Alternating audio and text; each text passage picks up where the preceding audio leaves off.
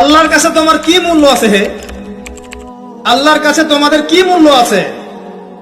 তোমরা কি 5 ওয়াক্ত নামাজ পড়ো? তোমরা কি পর্দা করো? তোমাদের মধ্যে হায়াবোধ কিছু আছে? তোমরা মানুষকে ভালো কিছু শেখাও, সমাজকে ভালো কিছু দাও, শালীন কিছু দাও? আল্লাহর কাছে তোমাদের কি মূল্য আছে? নবী সাল্লাল্লাহু আলাইহি ওয়াসাল্লাম তো জাহান্নাম দেখে সেই কথাটাই বলেছেন, আমি জাহান্নাম দেখে আসলাম, সেখানে বেশিরভাগ অধিবাসী হচ্ছে মেয়ে, নারী। কি কারণ? তারা এমন কাপড় চোপড় পরে বাইরে ঘুরতো, যেই কাপড় পরেও তারা নগ্ন থাকতো। আমি কি ব্যাখ্যা করতে হবে? আপনি দেখতে পারেন না? এবং তারা স্বামীর সাথে কুফরি করত।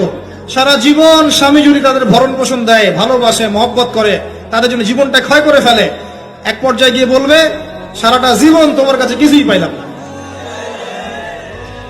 বাস্তব। এগুলোর কারণে মেয়েরা বেশি বেশি জাহান্নামে যাবে। এবং তারা মানুষ মারা গেলে মাতম করে, বুক পিঠ চাপড়ায়, এই কারণে যাবে। এবং তর্ক লাগলে অভিশাপ দেয় বেশি, এই কারণে যাবে। আল্লাহ পাক আমাদের মা বোনদেরকে হেফাজত করুন। তবে একটা হাদিস আছে সুসংবাদের।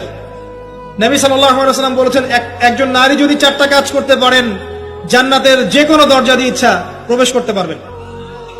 1 নাম্বার 5 ওয়াক্ত নামাজ, 2 নাম্বার রমজান মাসে সওম, 3 নাম্বার আপনার লজ্জাস্থানের হেফাজত অর্থাৎ খাস পর্দা, এবং 4 নাম্বার আপনার স্বামীর আনুগত্য।